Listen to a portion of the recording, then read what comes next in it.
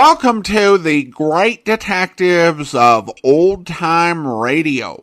From Boise, Idaho, this is your host, Adam Graham. If you have a comment, email it to me, box13@greatdetectives.net.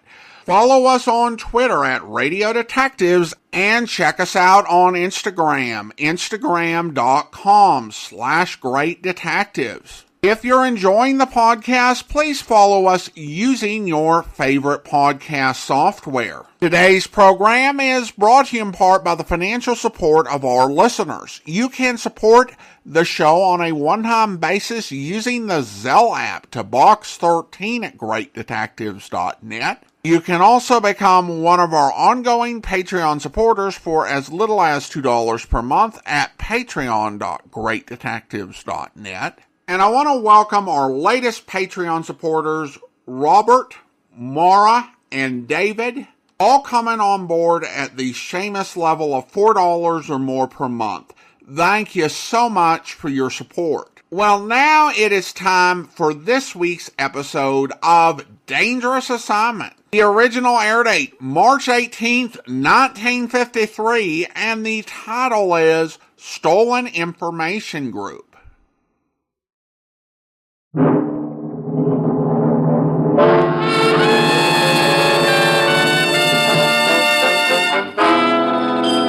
Dangerous Assignment. Transcribed starring Brian Donlevy as Steve Mitchell.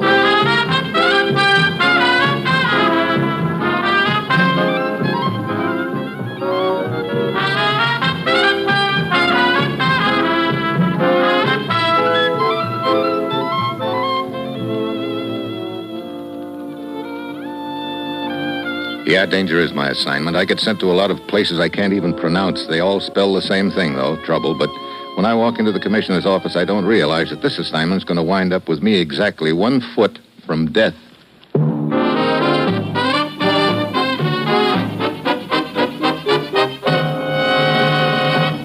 Morning, Commissioner. You sent for me? Steve, I've arranged an appointment for you in Oslo, Norway, tomorrow night. Oh, who am I supposed to meet? We won't know until he shows up. Room 21, Hotel Engar. Is this going to be a friendly meeting, or are things apt to get rough, Commissioner? We've been after this man for a long time, Steve. He heads an organization known as the Bureau, an international clearinghouse for stolen information. Sounds like big business. It is. This man has agents operating in every European capital, as well as here in the United States. They pick up any secret information they can buy or steal, funnel it back to the Bureau, where he sorts it out and peddles it to any nation interested. I see. So why is he going to show up at the Hotel Engar in Oslo? He's bringing a payroll. He's to turn over $50,000 to a man representing his agents in this country. And how did we find this out? Our boys grabbed this representative in New York last night as he was about to board a plane for Europe. He talked plenty. I get it. So I take this gent's place and go on to Oslo to meet Mr. Big. Wait a minute, Commissioner. Won't it sort of complicate things if Mr. Big knows what the courier looks like? He won't. A different man is sent for the payroll each time. And the man we have in custody has never met the big shot. Okay, what name do I use? Francis. You're kidding. Nick Francis. That's the courier's name. Get over to Oslo, Steve. It's vitally important we nail the head of this organization. Well, that's it. You've got your assignment. Good luck.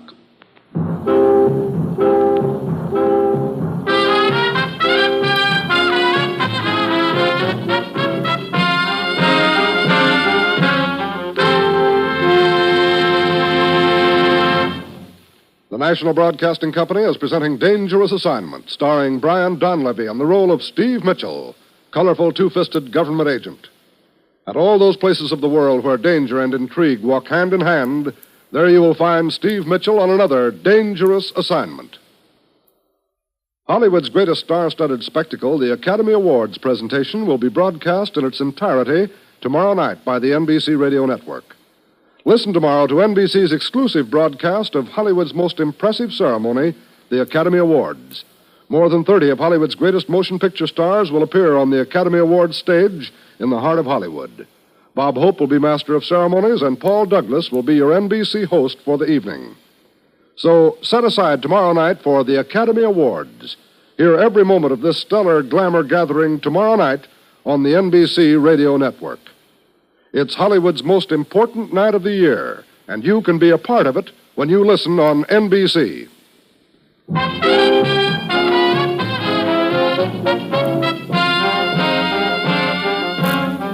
Sure, I've got my assignment. Get over to Oslo, Norway, under the name Nick Francis, and keep an appointment with a gent who heads an international information ring. It's early Thursday evening when my plane lands at the Norwegian capital. As I saunter through the airport waiting room, I get the feeling that a pair of eyes are planted on the back of my head. Attention, please. Will Mr. Francis report to the information desk? Attention, Mr. Francis. Report to Well, here we go already. I don't know if that's good or not. I look around, spot the info desk at the far end of the waiting room, and walk over.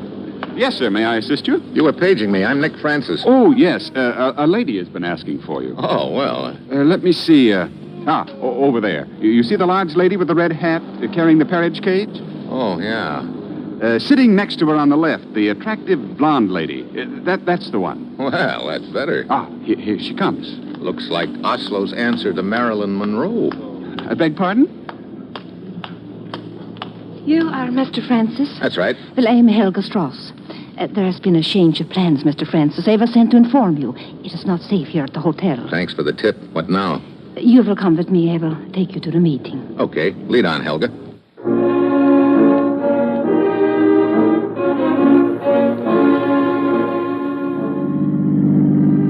Outside, we ease into her car and drive off. During the next 10 minutes, she doesn't volunteer much information, and I don't ask. Finally, she wheels the car to a stop in a small side street in a quiet neighborhood.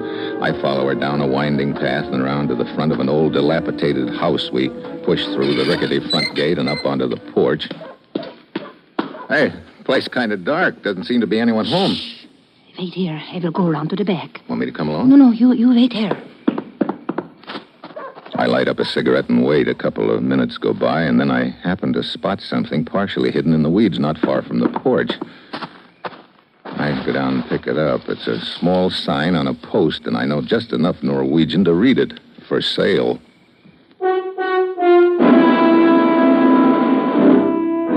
I grab my bag and head down the path on the double. When I get back to the street, Helga's car is long gone. Yeah, as neat a sucker play to get me out of the way as I've ever seen. No blood, no mess, no fuss. Simple, but effective.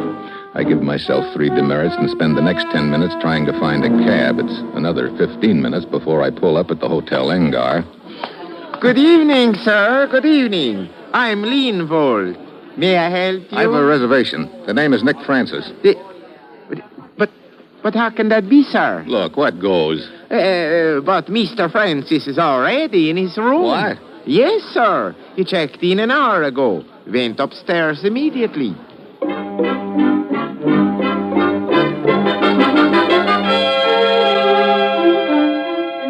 I don't wait for the elevator. I take the stairs, 2 at a clip, and 40 seconds later, I pull up at the door of room 21 and try the knob. The door's unlocked. There's a gent curled up on the floor, probably the phony Nick Francis. He has a surprised look on his face. I guess he wasn't expecting the knife that's buried in his back.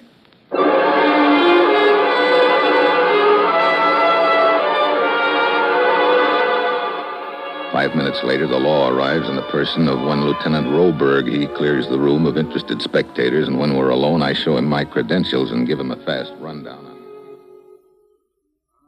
Then our killer could have been the man you are seeking, the head of this so-called bureau. Right. He walks in, recognizes this gent as a phony, and slips him the knife. Another possibility, Mr. Mitchell. What if he knew or suspected the man in the room here was an American agent? I don't see how he could have found that out, but it's a thought, and not a very pleasant one. I found this in his pocket. A key? Fits a locker, I'd say. There's a number stamped on the back. Also a manufacturer's mark. Yes. I do not think this will be difficult to trace.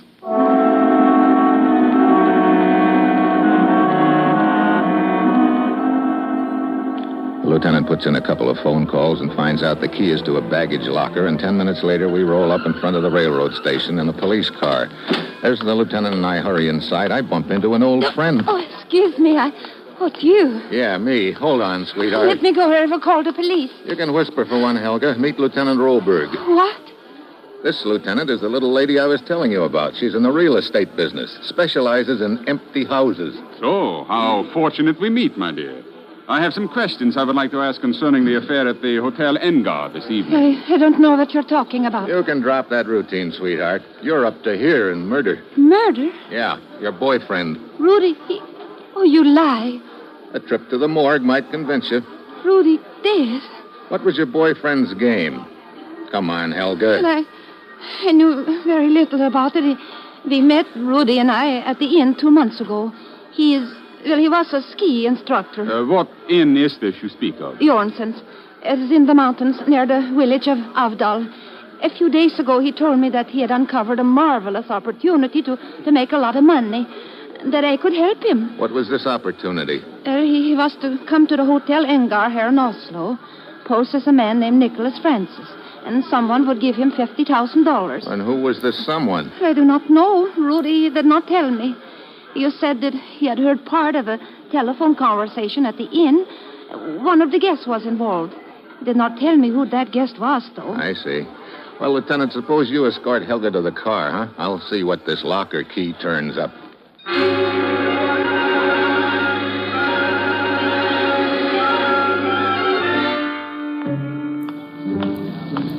Over here, Mr. Mitchell. Ah, where's our girlfriend? In the car. My man is with her. Here's the stuff I found in the station locker. Small traveling bag, clothing. Also a wallet and identification papers. Checks with what Helga told us. I see. Well, come, let's go back to headquarters then. You go on, Lieutenant. I've just bought a train ticket to Avdal. You are going up to the inn? Yeah. I'm interested in the guests staying there, or one of them anyway. I'd like to find out which one took a little trip to Oslo today. Having rid himself of Rudy, you think he has gone back to the inn? Maybe. Probably to set up another contact with Nick Francis. I see. But suppose our killer knew that the man he was to meet in that room was an American agent. Instead, he finds Rudy, whom he recognizes as the ski instructor. He kills him because, obviously, Rudy knows too much. Go on, Lieutenant.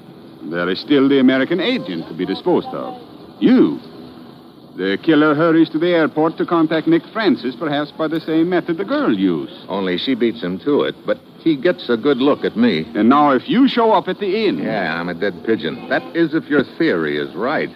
If you're wrong, I'll see you around, Lieutenant.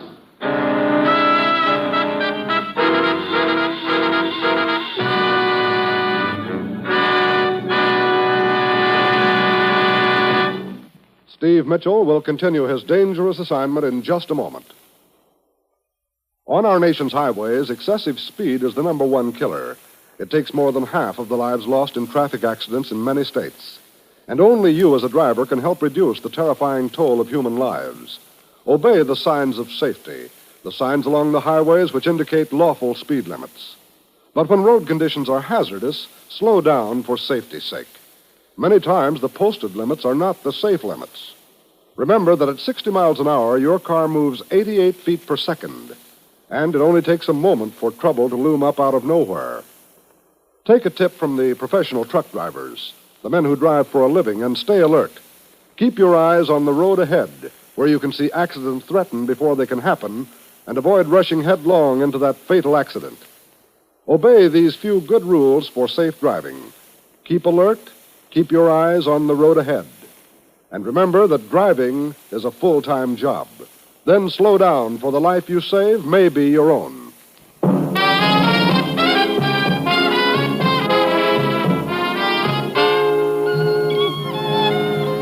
Now back to Dangerous Assignment and Brian Donlevy as Steve Mitchell.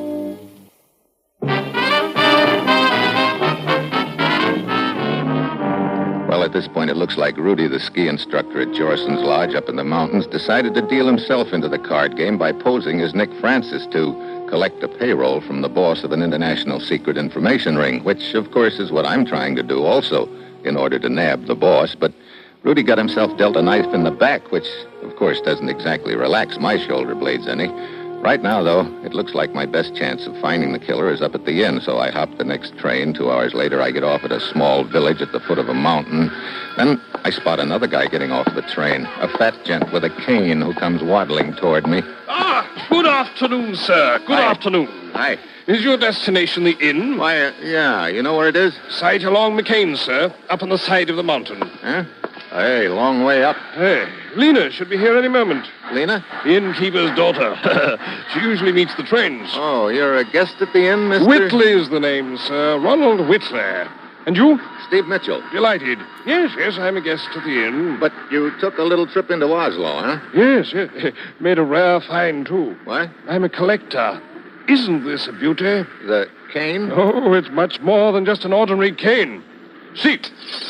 Ooh. A sword cane, hey. I'm sorry, old boy. Look, would you flourish that thing somewhere else than in the vicinity of my belt buckle?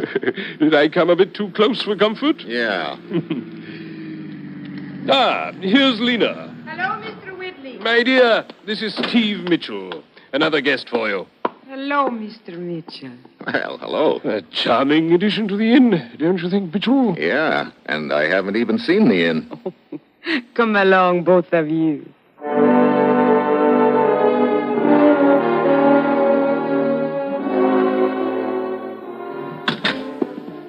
This is your room, Mr. Mitchell. Very nice. And here, a nice view from this balcony, don't you think? Yeah. Very long way down, too. Over there, in that direction, is... Yeah. Oh, sorry, I did not mean to crowd you against the rail. Of course not. I just wanted to point out the pond where we skate. And down there is another pond. Quite beautiful in the evening. Oh? Perhaps you would like to see it. Perhaps you'd like to show it to me. Perhaps tonight. That's a date. You know, things happen kind of fast up here. Must be the altitude. Or the attitude.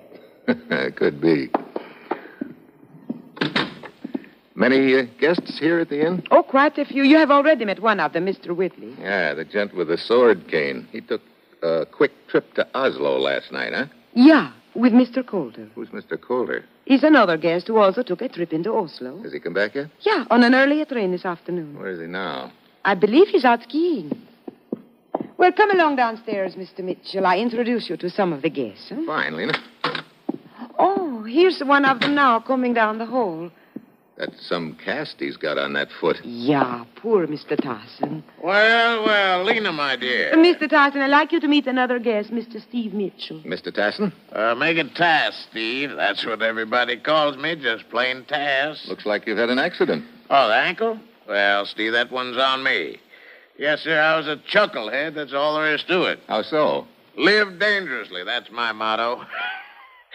Old Tass has only been skiing a couple of months, but already he's not satisfied with the easy slope back of the inn. No, sir. He's got to try the big one over the ridge. A very dangerous slope, Steve. Talk about a 3-point landing, and one of the points happened to be my ankle. Quite a few of us saw it happen. We thought he was dead for a moment. Only thing that saved me, I guess, was that I hit first on my head.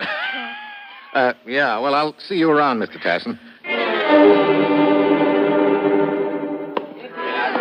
I wander around the inn, sizing up the guests, and of course I'm wondering about that cast on Tasson's ankle, and if it's legit, but I find out real soon that it is. One of the guests is the doctor who set the ankle, and he tells me it was broken in 2 places. That sort of crosses Laughing Boy Tasson off my list, because the gent I'm after killed Rudy in Oslo, and Tasson hasn't left the inn. That sort of focuses attention on Whitley, the sword cane artist, and Cooler, who's still out skiing. Also, I'm wondering about that quick date Lena made with me for tonight. She could be involved, too. Towards night, I wander into the lounge. Steve? Over here by the fireplace. Oh, Tasson. All right, come on in and join us for a drink, huh? Take the chill out of your bones. You know Whitley, Steve. Sure, he made quite an impression on me earlier with the point of his sword cane. You are enjoying your stay here, Steve? Yeah, What is it, Steve? Nothing. I'll be back. What starts me moving is the sight of a man starting down the stairs. It's Lindvald, the clerk from the Hotel Engar in Oslo. As he reaches the bottom of the stairs, he spots me and ducks out a back door. I pound after him.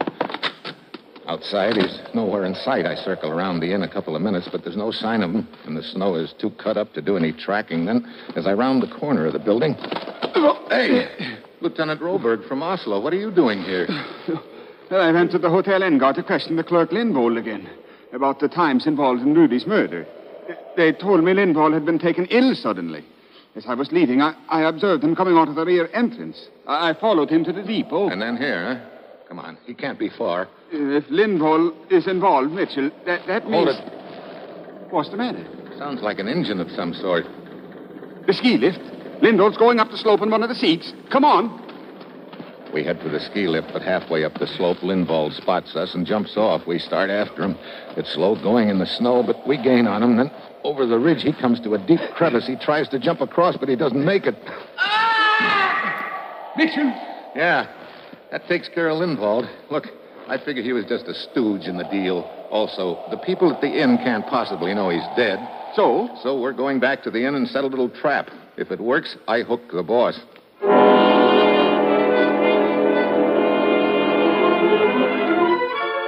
When we get to the inn, Lieutenant Roberg goes inside alone. I ease up to a window where I can hear. Is Mr. Mitchell here? No, he went outside some time ago. I am Lieutenant Roberg of the Oslo police. When Mitchell returns, tell him I am taking a man named Lindvold into the village for questioning. I want Mitchell to join me immediately. Lieutenant Roberg leaves the inn. I wait a few minutes and then stroll inside. I say, the policeman looking for you. He wants you to come into the village. Oh? Well, yours is the only car here, Lena. Could I borrow it? Of course. She gives me the keys and I go upstairs, supposedly to change clothes, but actually to wait and see who shows up. I figure the head of the information ring, one of the guests, now thinks that Lindvold is under arrest, and if he's afraid Lindvold will talk, he'll either want to stop me from getting into the village, or else he'll try it for a getaway. Either way, he'll want those car keys I've got, and he'll come after them. And it didn't take him long. I say, Mitchell. Whitley? If you're going into the village, would you pick up a couple of magazines for me? Oh, fine. Okay. Here. I've written down the names. Thanks awfully. Hold it, Mitchell. Well, Laughing Boy Tassin. I should have remembered that balcony runs clear across the front of the inn. You get around pretty well for a guy with 1 foot in a cast. I manage. You don't seem surprised to see me. I'm not. That's why Whitley's showing up threw me for a moment.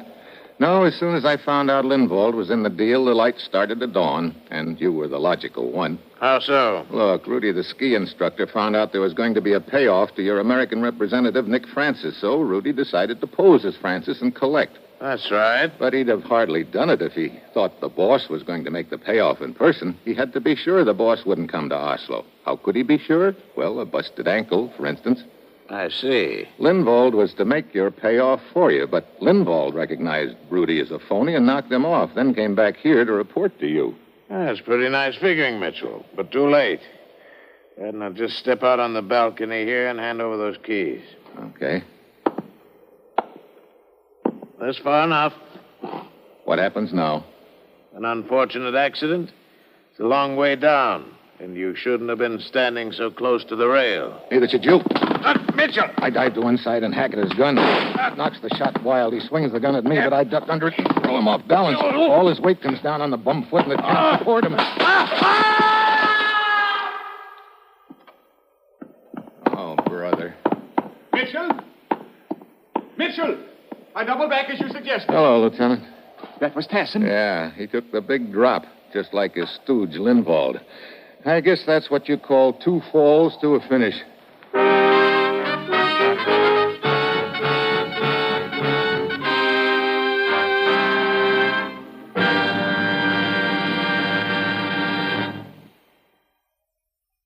Our star, Brian Donlevy, will return in a moment.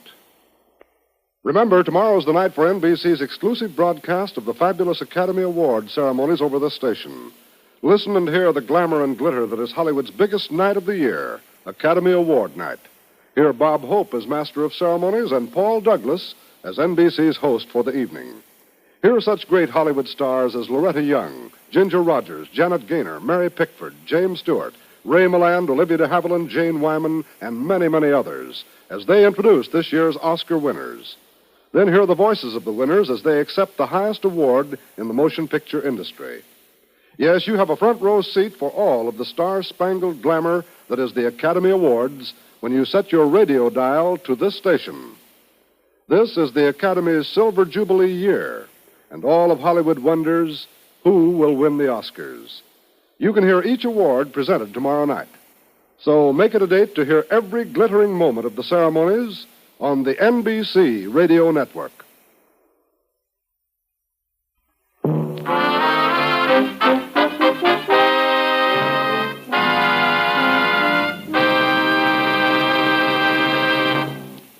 week, Lisbon. A guy who didn't want to get arrested and a girl who did. And that will be Steve Mitchell's Dangerous Assignment next week.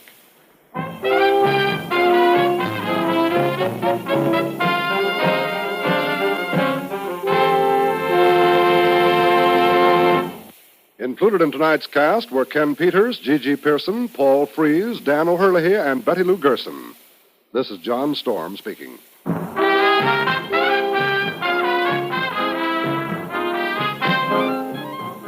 Dangerous Assignment, starring Brian Donlevy as Steve Mitchell with Herb Butterfield as the commissioner, is written by Bob Reif and Adrian Jandot and is directed by Bill Karn. Be with us again next week at this same time when Brian Donlevy, starring in the role of Steve Mitchell, will embark on another transcribed Dangerous Assignment.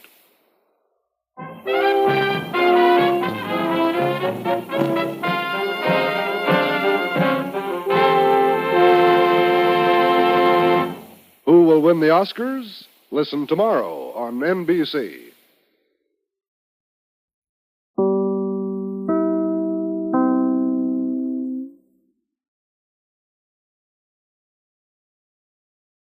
Welcome back! Ken Peters is a perfect choice to play a Norwegian character.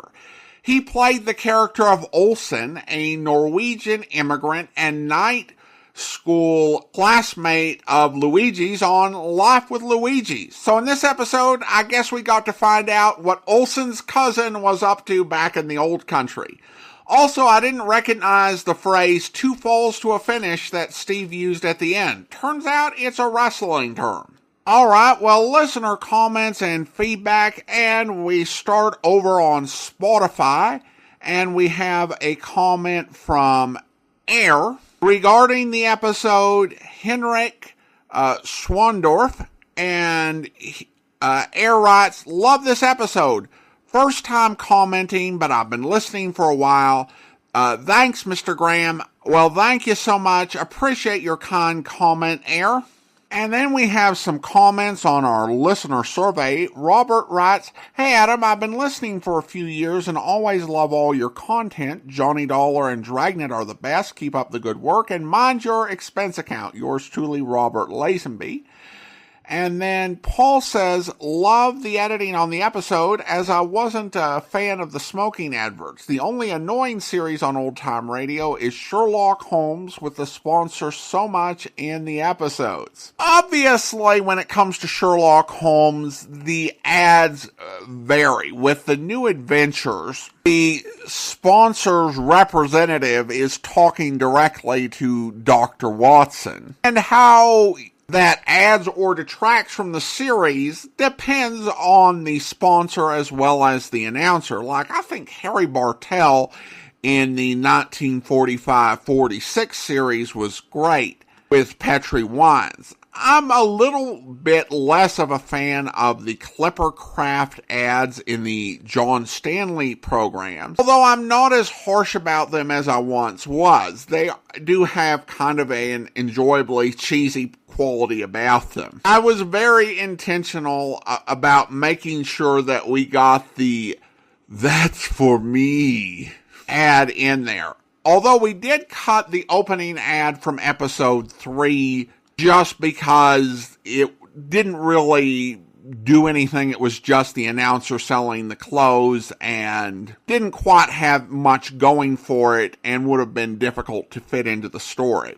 But definitely a lot of opinions on the advertising. And then listener writes, this show is very good to listen to while taking my daily walk through the forest or by the water. The radio shows are pretty old, so it's a very interesting window into how the language of English has changed, as well as many cultural things. I definitely agree about that. It does tend to bring the past to life, and there are just some absolutely fantastic phrases that you don't hear much today. And then Q writes, Adam's commentary is smart and well thought out, and I think it's the best out of any genre of podcast I listen to.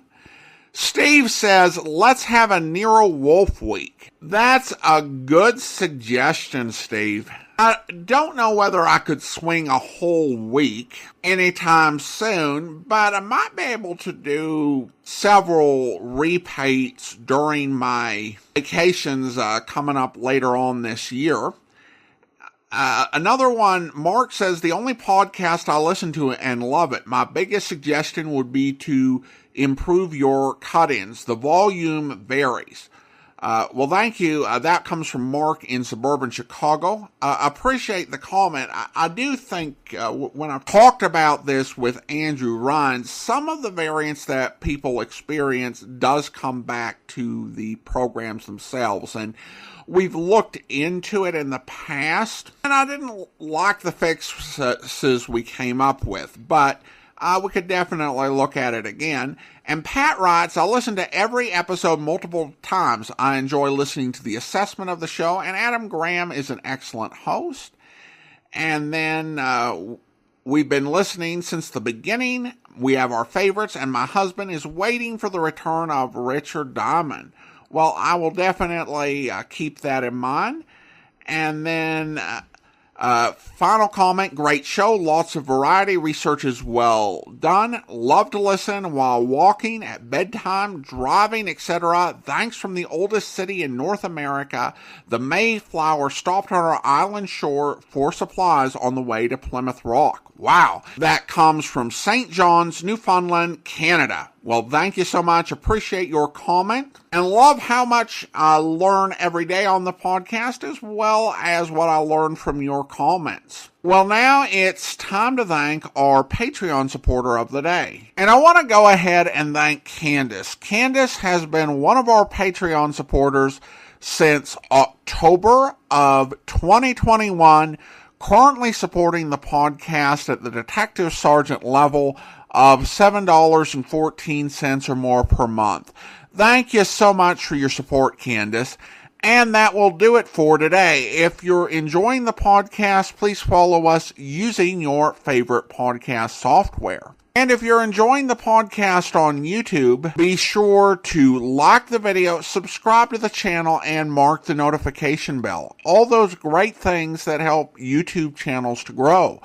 We will be back next Wednesday with another episode of Dangerous Assignment. Next Tuesday, we will be welcoming back Dr. Tim Detective.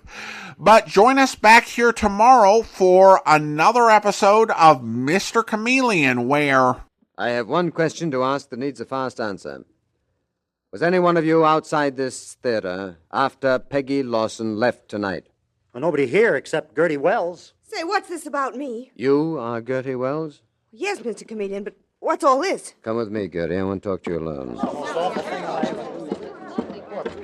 Gertie, tell me, why did you leave the theater and where did you go? Well, I ran over to my room a few blocks away and got my traveling bag. I am leaving town tonight for Boston. When's the show open there? Next week. Well, then why leave tonight, 5 days ahead? Because I've got friends in Boston that I'm going to visit. But look here, Mr. Chameleon. I don't know anything about Peggy's murder.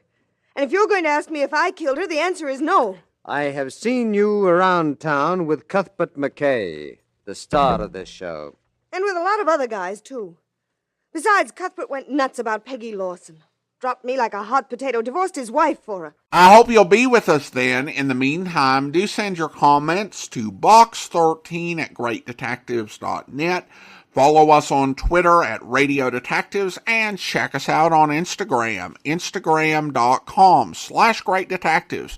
From Boise, Idaho, this is your host, Adam Graham, signing off.